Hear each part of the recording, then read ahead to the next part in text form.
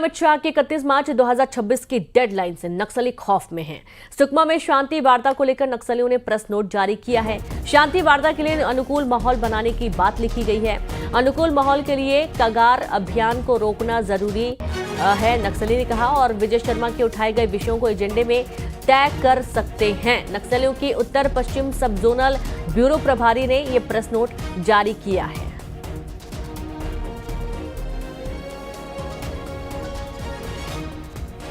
तो देखिए, press note जारी हुआ है नक्सलियों की तरफ से और अब अनुकूल माहौल बनाने की बात लिखी गई है। उत्तर पश्चिम सब जोनल का प्रेस नोट ये जारी हुआ है। वार्ता के लिए कगार अभियान तैयार है और उत्तर पश्चिम सब जोनल प्रभारी ने प्रेस नोट जारी करके शांति वार्ता की अपील की है।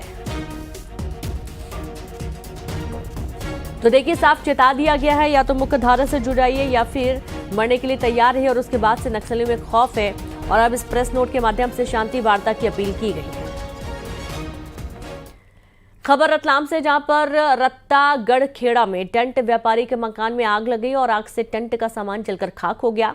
ग्राउंड फ्लोर पर यह आग लगी, जहां दमकल ने आग पर काबू पा लिया। बाल बाल परिवार बचा।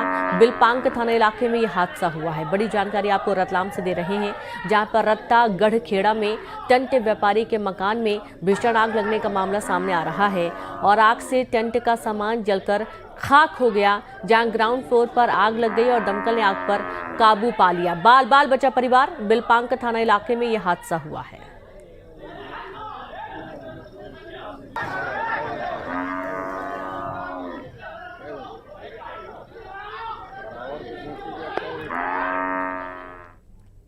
रायपुर में नशे के खिलाफ पुलिस ने बड़ी कार्रवाई की है, जहां 20 लाख की हुक्का बार सामग्री जब्त की गई है। 2 सगे भाइयों को गिरफ्तार किया गया है। अवैध तरीके से यहां पर गोदाम चल रहा था। पुलिस ने गोदाम पर छापा मारा।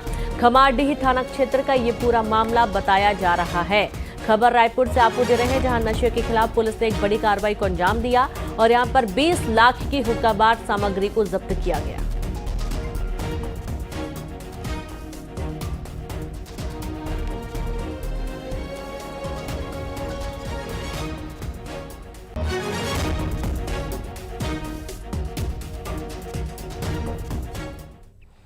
खबर भोपाल से, जहां कोर्ट में पेशी के दौरान युवक की मौत हो गई। जेपी अस्पताल में परिजनों ने जमकर हंगामा किया।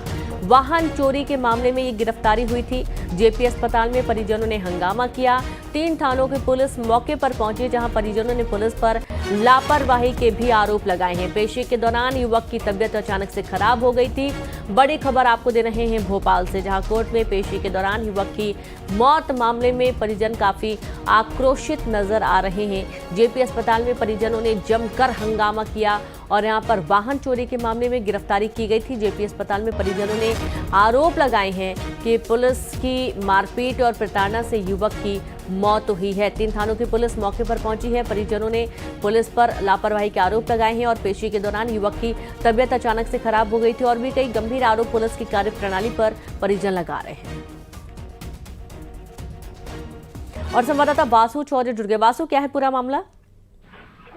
बिल्कुल, देखिए, बड़ा ही हैरान कर देने वाला मामला जो है वो सामने आया है। हनुमानगंज थाना पुलिस ने एक आरोपी को गिरफ्तार किया था और कोर्ट में पेशी के लिए जब ले जाया जा रहा था तो उस दौरान उसकी हालत बिगड़ी और हालत बिगड़ते इतनी बिगड़ गई कि युवक की मौत हो गई। अब इस पूरे मामले पे परिजनों का आरोप है कि पुलिस की लापरवाही की वजह से युवक की जान गई है। मामले में पुलिस भी जांच में जुटी हुई है और इस पूरी मामले की संवेदनशीलता को देखते हुए जेपी हॉस्पिटल, जो भोपाल का जिला हॉस्पिटल है, वहां पर करीब 3 थानों का पुलिस जो है बल जो है वो तैनात किया गया था। कल पेशी के दौरान जो पुलिस जब लेकर जा रही थी तब युवक की तबीयत बिगड़ी थी और उसके बाद ये पूरा जो घटनाक्रम है वो निकल कर सामने आया है। और निश्चित तौर पर जब पुलिस की देखरेख में कोई आरोपी हो जिसकी पेशी हो रही हो, उसकी इस तरीके से हालत बिगड़ना और फिर उसकी मौत हो जाना, तो परिजन जो है आरोपी के वो पुलिस पर आरोप लगा रहे हैं, गंभीर आरोप लगा रहे हैं। बहरहाल देखना होगा कि इस पूरे मामले में अब जो पुलिस जांच कर रही है, क्या पुलिस के ऊपर कोई कमेटी बनती है वो इस मामले की जांच करती है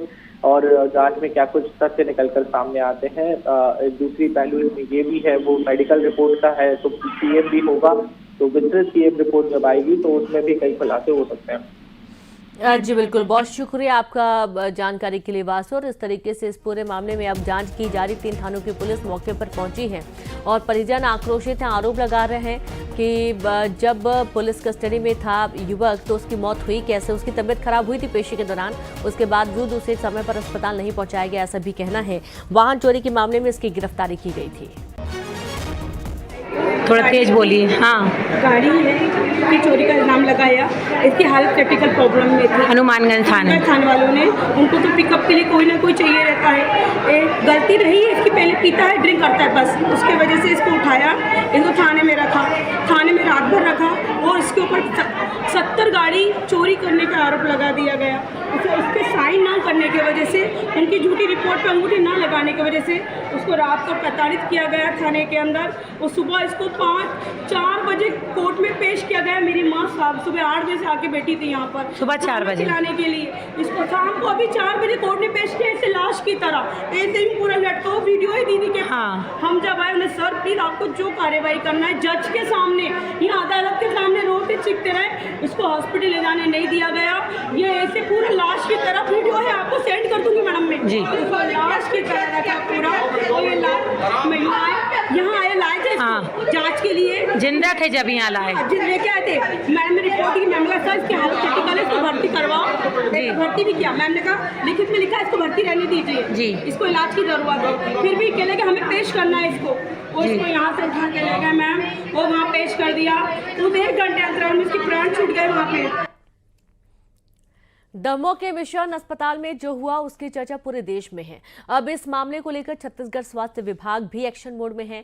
बिलासपुर पहुंचे स्वास्थ्य मंत्री श्याम बिहारी जायसवाल ने कहा कि प्रदेश में प्रैक्टिस कर रहे सभी डॉक्टर्स के डिग्रियों की जांच होगी, इसमें सभी प्राइवेट अस्पताल भी शामिल होंगे। बिलासपुर की बात करें तो यहाँ करीब 550 डॉक्टर प्रैक्टिस कर रहे हैं और अब स्वास्थ्य विभाग इन सभी संस्थानों से डॉक्टर को डिग्री और नियुक्ति से जुड़े दस्तावेज तलब कर रहा है। वहीं IMA ने भी इस मामले को गंभीरता से लिया है।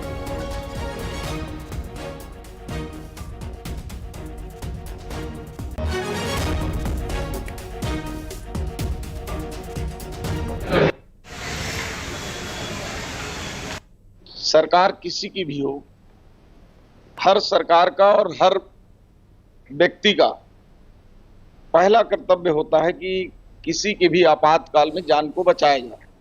अगर कोई भी डॉक्टर प्रदेश में, अपोलो में नहीं, सिम्स में नहीं, छोटे से छोटे किसी गांव में भी अगर कोई फर्जी डिग्री लेकर इलाज कर रहा है तो उस पर दंडात्मक कार्यवाही अगर सही पाए जाने पर पूरे प्रावधान में जो भी नियम कानून उसके तहत करेंगे। कि वही नहीं, अपोलो नहीं, जितने भी सेंटर अपने बिलासपुर में चल रहे होंगे ना, जो अपने को सुपर स्पेशलिटी और स्पेशलिटी ग्रुप में बोलते हैं, वो समस्त जितने भी चिकित्सक हैं उसका मैं लाइसेंस की जांच कराऊंगा, उनका रजिस्ट्रेशन। लेकिन हम लोग जो मेडिकल काउंसिल ऑफ इंडिया के गाइडलाइंस है उसी को फॉलो करते हैं। अगर कोई आदमी मेडिकल काउंसिल ऑफ इंडिया में रजिस्टर्ड है, उसके रजिस्टर में उसका नाम अंकित है, यानी कि वो क्वालिफाइड है, तो इसीलिए मेडिकल काउंसिल ऑफ इंडिया में जो रजिस्ट्रेशन मिलता है वो सबसे ऑथेंटिक रहता है और वो कानूनी रूप से। और अब रायसेन से खबर है जहां एक मुस्लिम युवक पर हिंदू युवती को भगाने का आरोप लगा है। आरोप है कि करीब 20 दिन पहले युवती को भगा ले गया। परिजनों ने पुलिस में शिकायत भी की, लेकिन पुलिस को अब तक युवती का सुराग नहीं मिला, जिसके बाद परिजनों ने पुलिस की कार्यशैली पर सवाल खड़े किए हैं। साथ ही कहा है कि अगर लड़की जल्द बरामद नहीं हुई तो उग्र प्रदर्शन भी किया जाएगा।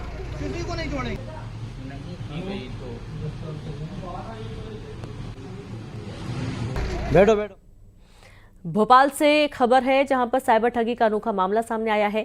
एनजीओ को डोनेशन दिलाने के नाम पर ठगी हो गई। 18 लाख रुपए की ऑनलाइन ठगी का मामला सामने आ रहा है, जहां धोखाधड़ी हुई है। इंदौर, बैतूल, होशंगाबाद से 3 लोगों को गिरफ्तार किया गया। यहां 20 करोड़ डोनेशन दिलाने का झांसा दिया गया था। बड़ी जानकारी आपको दे रहे हैं भोपाल से, जहां पर साइबर ठगी का अनोखा मामला सामने आ रहा है। एनजीओ को डोनेशन दिलाने के नाम पर ठगी हो गई। 18 लाख रुपए की ऑनलाइन धोखाधड़ी हो गई और इंदौर, बैतूल, होशंगाबाद से 3 लोगों को गिरफ्तार भी किया गया है।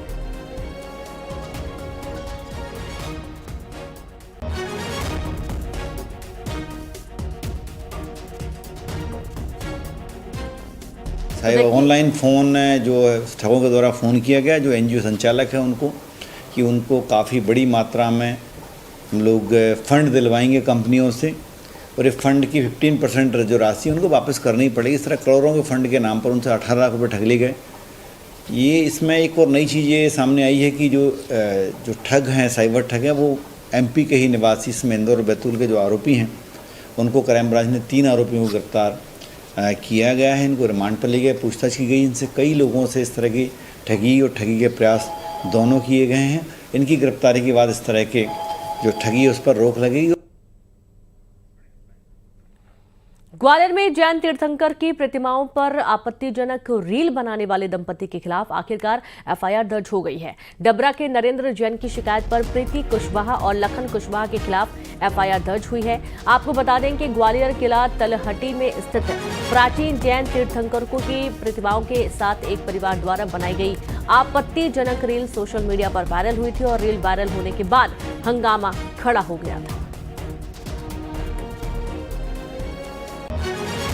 थाना क्षेत्र में किले की तलेटी जो उर्वई गेट है वहाँ पे जैन मूर्तियाँ बनी हुई हैं और जैन मूर्तियों के पास में कुछ लोगों ने जूते चप्पल पहनकर वहाँ पे रील बनाई और वहाँ की पवित्रता को ध्यान ना रखा, जिसके कारण जैन समाज के लोगों की धार्मिक भावनाओं को ठेस पहुँची। फरियादी नरेंद्र जैन द्वारा रिपोर्ट दर्ज कराई गई। उनकी रिपोर्ट पर से 2 लोगों के विरुद्ध अपराध पंजीबद्ध किया गया है।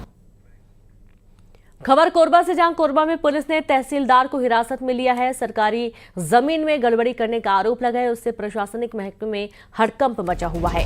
मनेंद्रगढ़ में तहसीलदार रहते गड़बड़ी की गई थी। तहसीलदार सत्यपाल रॉय के खिलाफ मामला दर्ज किया गया है। बड़ी जानकारी है कोरबा से, जहां पुलिस ने तहसीलदार को हिरासत में लिया है। सरकारी जमीन में गड़बड़ी करने के आरोप लगे हैं और इससे प्रशासनिक महकमे में हड़कंप की स्थिति बनी हुई है। मनेंद्रगढ़ में तहसीलदार रहते गड़बड़ी की गई थी। तहसीलदार सत्यपाल रॉय के खिलाफ मामला भी दर्ज किया गया है।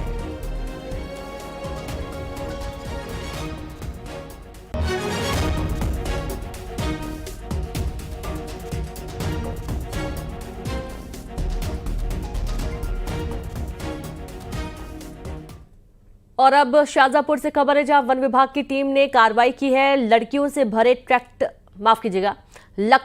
ट्रैक्टर ट्रॉली को जब्त कर लिया गया।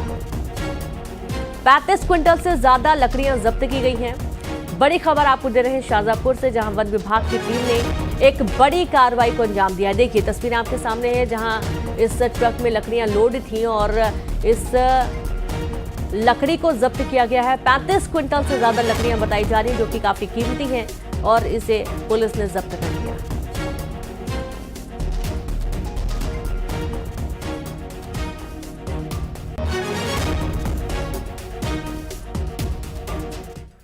भोपाल में 2 सगे भाइयों के अपहरण पर बड़ा खुलासा हुआ। दरअसल यहां पर पिता ही अपने दोनों बेटों का अपहरण करने का मास्टरमाइंड निकला है। पत्नी से विवाद हुआ था और विवाद के चलते इसने अपने बेटों का अपहरण करवाया। पुलिस ने दोनों बच्चों को बरामद कर लिया है। पत्नी को सबक सिखाने के लिए इसने साजिश रची थी, जहां अवैध संबंधों में के चलते दोनों के बीच में विवाद चल रहा था और विवाद इतना बढ़ गया कि दोनों अलग रह रहे थे और इसी बीच इसने अपने दोनों बेटों को अपहरण कर लिया और मामले का खुलासा होने के बाद आगे की कार्रवाई चल रही है।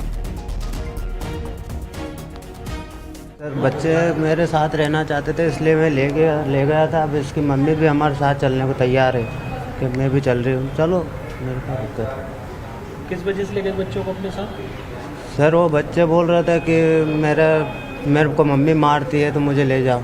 पिता का कुछ इस तरह का रुख था। मैंने जब उससे बात की तो उसका ये कहना है कि चूंकि पत्नी मेरी पिछले 1 साल से उसके छोड़ के रह रही है और बच्चे भी उसके साथ में रह रहा है, मैं काफ़ी अकेला फील कर रहा था। साइकोलॉजिकल एक जो उसकी टेंडेंसी थी वो उसको हमने पढ़ने की कोशिश की तो उसका ये कहना था कि ये यहाँ मज़े से रह रहे हैं, अपने बच्चों के साथ में रह रहे हैं, मैं ना मेरे पास बच्चे हैं ना मेरे पास पत्नी है।